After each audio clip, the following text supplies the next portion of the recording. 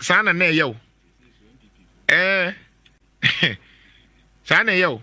Because because na MPP de bia na ebo MPP achi nintino NDC for dodo na Felice Nana Juantua yendi ye wo bebre ankofo dwen se Nana Juantua ye NDC ni kofo kra susu se John Mahama'S asoma miska sa no muka according to them kra wa increase according to them kra John Mahama'S say increase John Mahama'S no kra mi hu ni woni me minim no ba ye nhia one on one po. But the point is that Insha FM enye NDC radio station. Insha FM enye MPP radio station. Insha FM eye Ghana radio station. Se ade ne nya ye beka no te se de tie na te se de me beyi. Nti no me hyase ya bafie.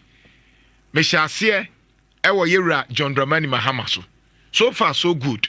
Enyoma bebre wa ya manage ho. Me mark na me man 7/10. But the free enra why ya de bia ma me ra ho and I'm disappointed. And me to aso. Yera John Mahama tie wadaruma presido. Makachro say de bia no panyin bia ba me say ya on kenkan 1 Kings 22. Panyin bia Mr. Kenkai, 1 Kings 22. Na eyame de pa sa memory verse no. Obi a wakan 1 Kings 22 no. O Kenkai a de bia me say 400 prophets na Ahab. Ohene no kontokwa. Ansa na Israel me kontokwa no. Omuhia edifo no. Na edifo na kire se ohene kɔ ana menko. Ohene pia onyankwada. Na ohene Ahab Eko Ramoth Gilead ako kontokwa. Opese ohun se okwa obedi nkunim anase ondi nkunim. Edi for 400 a omuhu ade. Obia ba osin nana nyankwada na ohene Ahab no ye stubborn. Na yiri ni Jezebel. Enti wo kahia wontie. Enti eduru baby no na nyankopon pese opra na oku ohene Ahab. Enti de esi ye nie 400 prophets obi aba say na nyankwada akọ na nyankopon so okọ abedi nkunim.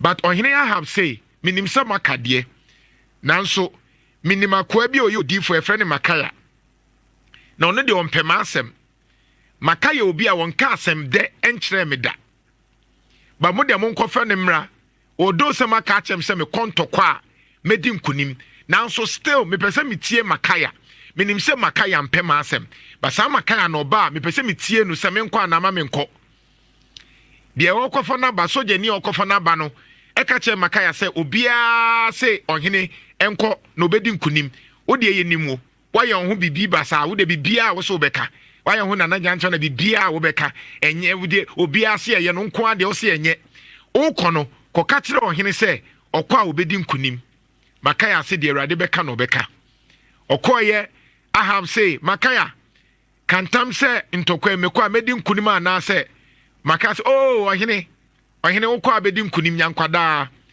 but na ohene nim se aha makaya eboa o say makaya me so Awurade num nokre se ade a wo kan eye nokre makaya say ohene so opese me kan nokre pa kire wo de a me hu se Israel ahwete na eni hwesofo o say wokwa se de Awurade sie nie mekun wo okwa nkunim undi nkunim ohene Ahab say se mekan se aha makaya de ompema asem me mpena ono so me mpena asem enti se waken meko medi nkunim na medi nkunim ya momfa ni hye prison na meko di nkunim aba na me ba omahu de meye no ena makaya se Awurade sie ni se na ukọ na ukodi nkunim a na enye Awurade na akasa akire me.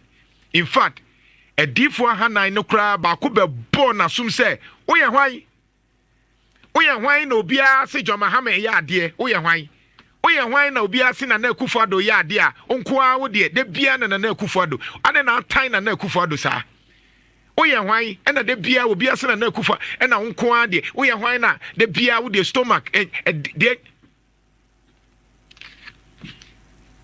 Samre na Kufuado ni adane ho makaya ne ka che ne se MPP be lose no. MPP for ni di matem keka de also muka. Because na obi ase na Kufuado ya de nti Bawumia ebe wini. Ba ye ka che se Bawumia on wini obahwe ye ka kire wo ha. Because ne makaya. But not dodo na say breaking the 8 into almost sisifia. She say Drew be na wa nya obi amana nka no kra nkyere wa. Ah? Sa hyase no ubehwe ntem. Yera Jo Mahama, wa hyase yi. But you see, so we take action bia men di nkrofobia chi. Because on nkrofo ne de say ne ye pe wa asem o. Yebeye eye Nana Kufuado I remember samre no obia MPP for eye de wo ye na ye toa so 110 minutes Nana Kufuado adodi ni e kanfo ni e kanfo ni e ka chos de Nana Kufuado ye MPP fu mu be hu amani o se toa so Nana toa so sa Yera Jo Mahama me pese me bo won sem bi kirew ye fa ni total recall na emre bi mibusa wo se emre na wo aban mu no ana wo ye president no eto ho asem sei na wo kan enti mibusa se oba onso de to ni bi ba beto so ana efri se na anu bi na wo kire die enti a wo se Ghana fo tua to na anu bi na Ghana fo complain se ennyoma na ye tua no ne boarding dodo tie de wo kan Yera Jo Mahama tie de o kan Inshira 104.5 bra Facebook na yentie Yera Jo Mahama den tama no ye president no na Ghana for complain say ennyoma no ne dum so ne electricity ne boa ye den yentie de o kan. The president highlighted his government's pursuit of fiscal prudence and called for national unity. Joy FM's Jifa Bampo sought some answers to foreseeable economic hardships on the heel of tariff and tax adjustments in 2014 and the reason for deputy communication. In 2014, na Ghana for, despite the doom sono, na Ghana for electricity ye complaining into Joy FM. Yes, sister Bakwa, we say we free ho Jifa Bampo ebusa ne say baby Ghana for dru ya wugusu a o tutu mu ni electricity Yera Jo Mahama adenti na wo yesa yenche de Jo Mahama kai. Communication Minister Victoria Hammer's dismissal. The president elaborated on the necessity for tariff and tax adjustments but did not speak to Victoria Hammer's dismissal. You have to adjust tariffs to make it attractive, or else then you must find money in the budget to subsidize the electricity tariffs. And if you do so, how do you build the secondary schools that you promised the people? How do you provide the district hospitals? How do you provide the CHIPS compounds?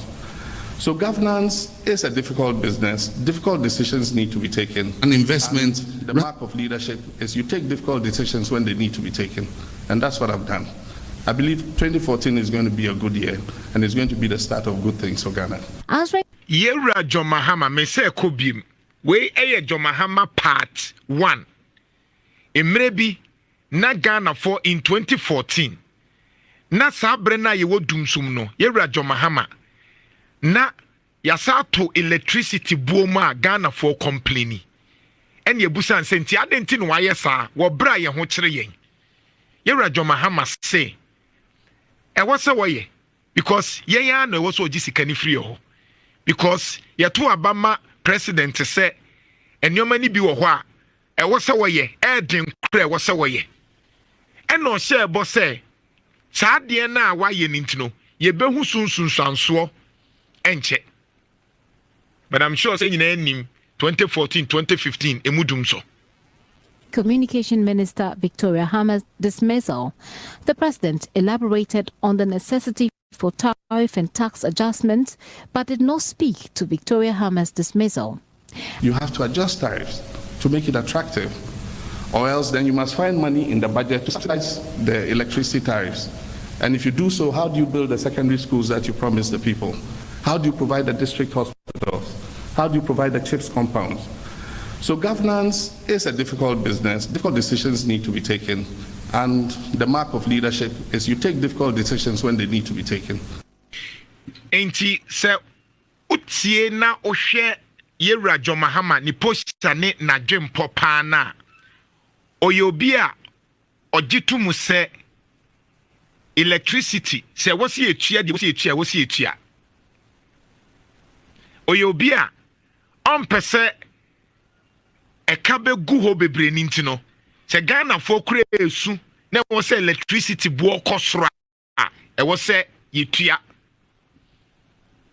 nti se Ghana fo esu se electricity tuwa ni etuma oye president a obeji atum se yetua kai se MPP aban the whole of the 8 years no o man to electricity be mu bebre eye na now do dan Akufo-Addo. The records are there and later I'll prove to you na Akufo-Addo time or shall say so to getting closer to the government, but from 2017 throughout to 20 na onyo obia na ototo to electricity bill mu. In fact oteti ebi kraso yewra John Mahama at that time. And the issue of taxes etwo yentie sa brena na oka etwo ehho asem in 2024 sa brena yewra John Mahama na oka etwo ene ekwan ya nanado danko Akufo-Addo ode etwo bi atoto so ama Ghana fo esu miwia mesa kobo na de bi oka ye sa brena na ye president de ntia o mampanyi bia de etwo etoto ne manfo so we ye 2024 yentie yewra John Mahama. Primary deficit is the clearest indicator of fiscal indiscipline. This extraordinarily large deficit needs to be financed through further borrowing. It was in a desperate effort to raise revenue to meet these obligations after squandering all the resources generated that monitor the words. What I am doing in research, you find content analysis. So we are researcher. If it be content analysis, ne say, dear amonyoni ne kano, e bia where the bia will use ye biano. Na wa peke, na wo de ye wa asem analyze it. Do ne ana Ghana for it any tra. But me pesa wo sign adena say, according to yewra John Mahama in opposition, no, the na okane say, omurezi revenue na Akufo-Addo mu ejiji sika no squandering interest o med disika no squandering according to John Mahama no o med disika no me say come back niti sa squandering no to raise revenue to meet these obligations after squandering all the resources generated. The government imposed a tall list of taxes in the 2021 budget which have inflicted severe pain and suffering on Ghanaians. In effect, they punish Ghanaians for their own mishandling of the economy. According to yewra John Mahama no, Nana Akufo-Addo etwe yaso wo enyomo o man kasa aye no. Eno nti no mde eto se de be ebenya sika bebree. Nti yi levi ni bet ne ho ahwan ni nyina kosi se na Nana Akufo-Addo ni MPP edi sika no ma sika na di enti omode saa asotwe ne ma yen Ghana fo a tieo yen Ghana fo a yeyeti ye baabi enti Nana Akufo-Addo kodi sabi okotre akwawi ni mako na aponkyerani ye Ghana fo no yeti hu fifiri enti ma Ghana fo ye ho kyere yen. This was according to candidate John Dramani Mahama. The pain and suffering that these taxes have brought, leading to the rampant increases in prices of goods and services, stem directly from the gaping hole in our finances occasioned by the reckless election-related expenditure of 2020.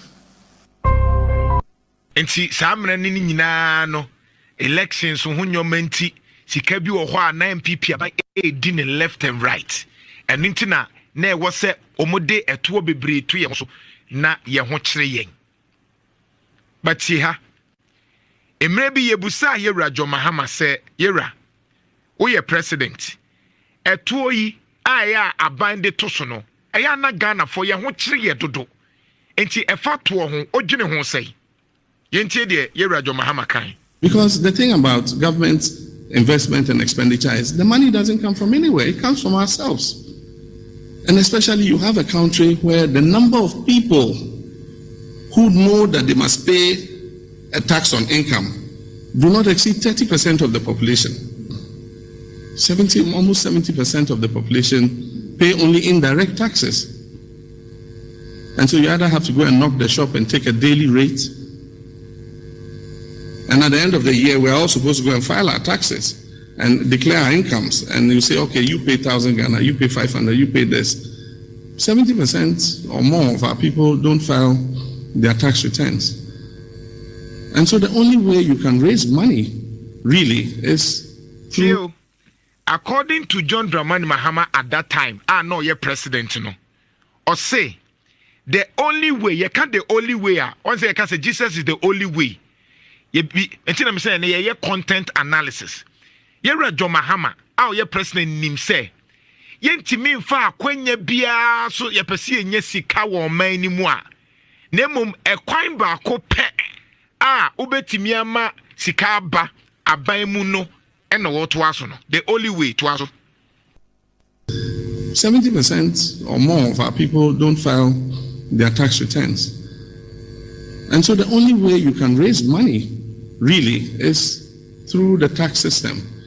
And the only way you can get everybody to contribute is through indirect taxes. And you can't indirect tax. Indirect tax ne ye toa. Eno de yente emma wani so unhu. Nemom oto ade bia ne atew.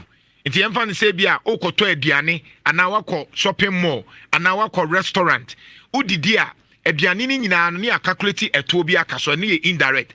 Okoto petrol ne atew ano no wu hye den hu odi ane se wato petrol.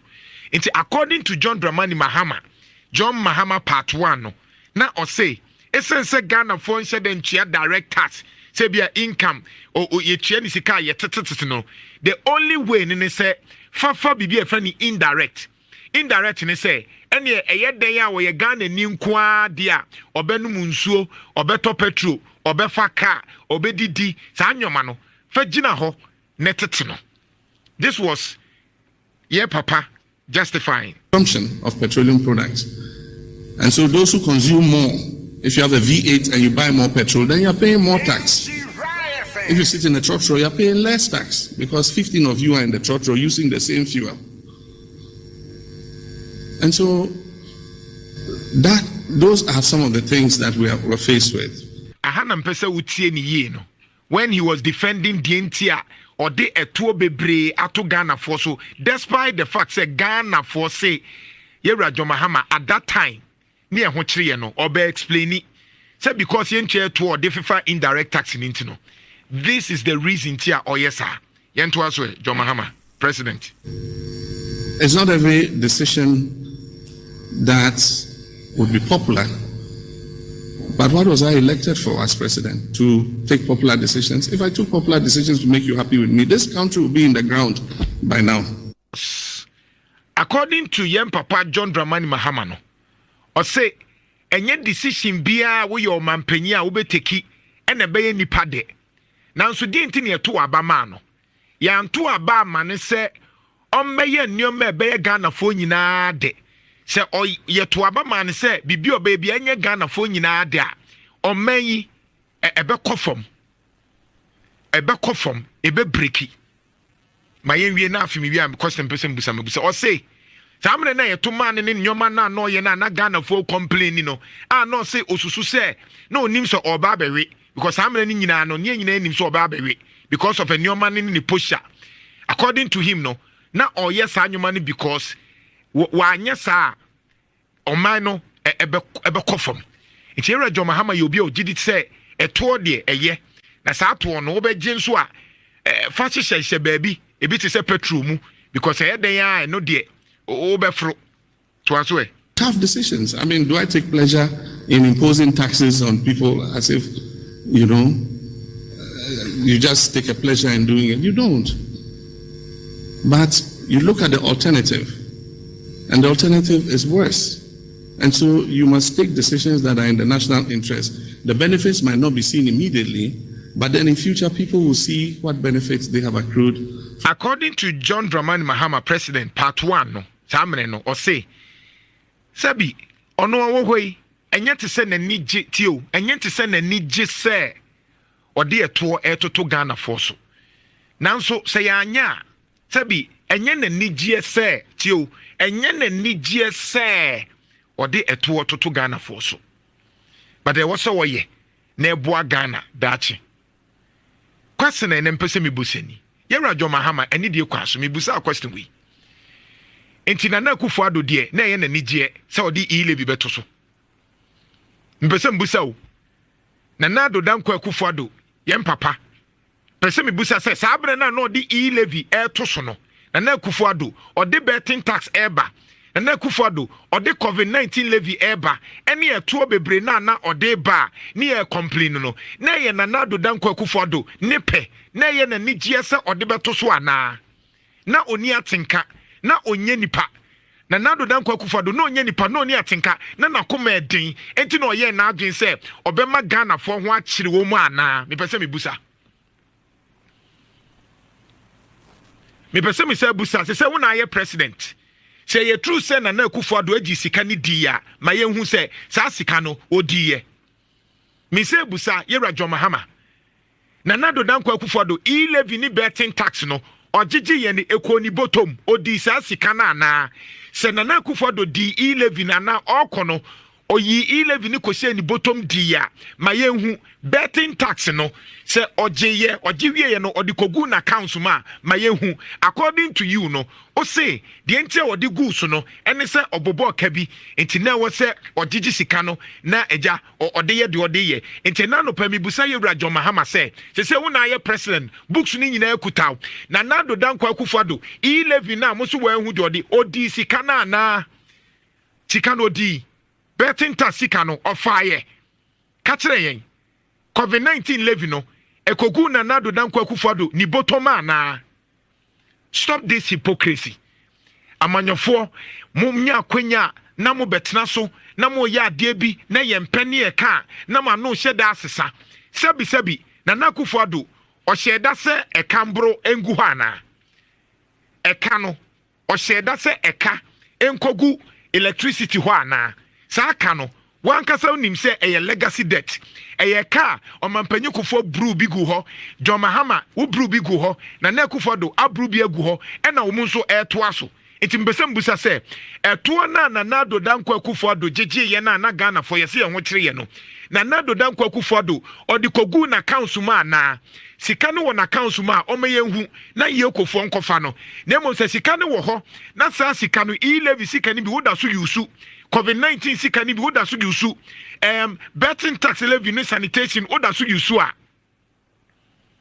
then you're not being fair to us. Then what is the justification? Say o de ade 1 CD toso. And according to you, one of the content analysts will say immediate, we will not see immediate increase. On say oka immediate na ebia wo wadwen maso, but immediate kire say oh say sia de o koto petrol unhu say price no. But what of the future? O say Ghana for no anti afa nyoma, me a researcher. And in research, my content analysis content analysis bet you say asembia manyoni bia kano memfa ne tra science nebusa no etu omo sheda no maka immediately there se sia there okwa nti wo say say an wo say sela eda 12 na wo sheda hu because immediate afu bon say next month wan beba no na free 12 na ekọ 13 na afia ne nam ho na ye ka oh say ye can say immediate. Oh, the good people of Ghana for tiasie, Ghana for tidie kanase. Ni akeka ne sa. Yera John Mahama. Makacho say, on Crawford de ometimi akasa oh why are you? But ye time aban sha se lusu. Ene se odi ade bi beba. Na Ghana ni ka asem. Na wo se de wo ye ne ye. Ti Ghana ni no obemia na no. On Crawford de ombebo agye so. But time sha se lusu is when yenya ye kasa ene nkofo a ye kasa nkofo tie na ye kasa de we nye na say oh we de ma nye emmoa me minim say ye tough na emom mfa ncheme Ghana ni ni do obetua o na so obeye ho se Ghana ni ye ho a on kasa ene Ghana fo ni mabato on kasa nkurɔfoɔ de ɔmɛyɛ dede ɔmo nkasa na time ni duru hɔ a wobɛte deɛ ɛka no ase